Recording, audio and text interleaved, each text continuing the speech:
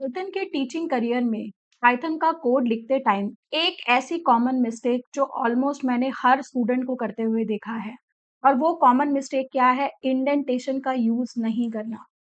सी language या C plus plus या जावा में जब भी हमें अपने प्रोग्राम में कोई ब्लॉक डिफाइन करना होता है, जैसे इफ के लिए हम कोई ब्लॉक डिफाइन करके चल रहे हैं, उस केस में हम लोग ब्रेसेस का यूज करके चलते थे, बट पाइथन में ऐसा नहीं होता। पाइथन में हम लोग इंडेंटेशन का यूज करके चलते हैं। अब आप देखिए, जैसे मैंने ये इफ का एक प्रोग्राम लिखा है, इफ एल्स का।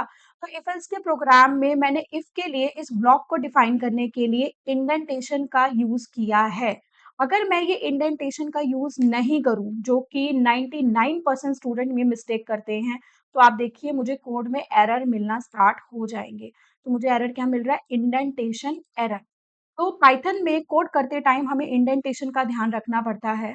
अगर आप इस रूल को फ़ॉलो करना चाहते हैं कि मीन्स बाय डिफ़ॉल्ट ये रूल आपका फ़ॉलो हो जाए, तो आप कोलन का ध्यान रखिए। जैसे मैं आपको एग्ज़ाम्पल रन करके दिखाती हूँ एक बार।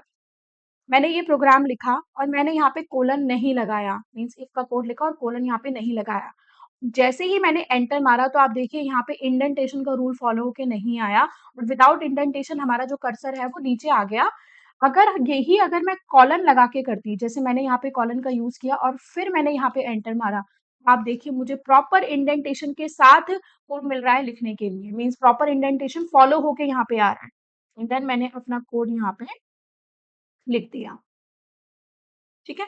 तो इंडेंटेशन का ध्यान रखना बहुत ज़रूरी है, क्योंकि कई बार हमारे लॉजिक तक गड़बड़ा जाएँगे अगर आप प्रॉपर इंडेंटेशन को फ़ॉलो करके नहीं चल रहे हैं। और इसकी एक छोटी-सी ट्रिक है कि कॉलन का रूल फ़ॉलो करिए। जब आप लूप लिखते हैं, फॉर लूप लिखते हैं या इफ एल्स की कंडीशन लगाते हैं, तो उस केस में हमें कॉलन देना कंपल्सरी होता है। तो कोशिश करिए कि जब आप कोड लिख रहे हैं, साथ के साथ आप कॉलन का यूज़ करिए ताकि इंडेंटेशन का रूल ऑटोमैटिकली फ़ॉलो हो जाए।